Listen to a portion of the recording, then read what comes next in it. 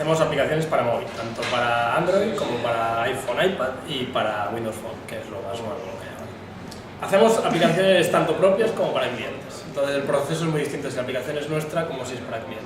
Entonces los procesos internos básicamente nos sentamos el equipo así con ideas y vamos bajando ideas.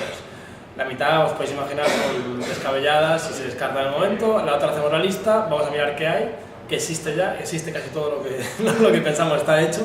Por tanto, luego toca filtrar de lo que no está hecho y queda, pues sobre esas ideas trabajamos. En caso de que sea un cliente, un tercero, lo que viene siempre son con ideas. Tengo una idea, me gustaría hacer una app para una red social que hace no sé qué. Entonces, la gente lo que llevamos siempre al principio es incubamos la idea, y de ahí el nombre incubarla, para darle un poco, bueno, qué necesitarías hacer, el diseño que debería tener eso, qué vistas debe tener, qué pantallas, y luego lo desarrollamos.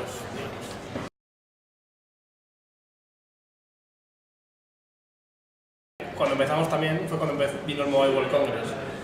Entonces se empezó a generar en Barcelona un polo de atracción de cosas de móvil y realmente tú sales fuera de Barcelona y Barcelona es una referencia. Yo creo que vamos mucho a San Francisco y cuando vamos allí la imagen que tiene Barcelona es muy móvil, con lo cual tenía sentido que si vas a hacer una aplicación móvil, una empresa de aplicaciones móviles estuviera en Barcelona.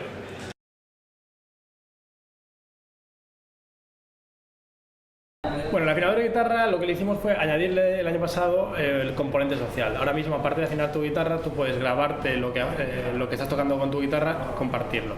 Es lo que llamamos el Instagram de la música. Básicamente tienes 15 segundos, solo puedes grabar 15 segundos, lo subes, lo compartes. La gente hace un like, comenta y demás.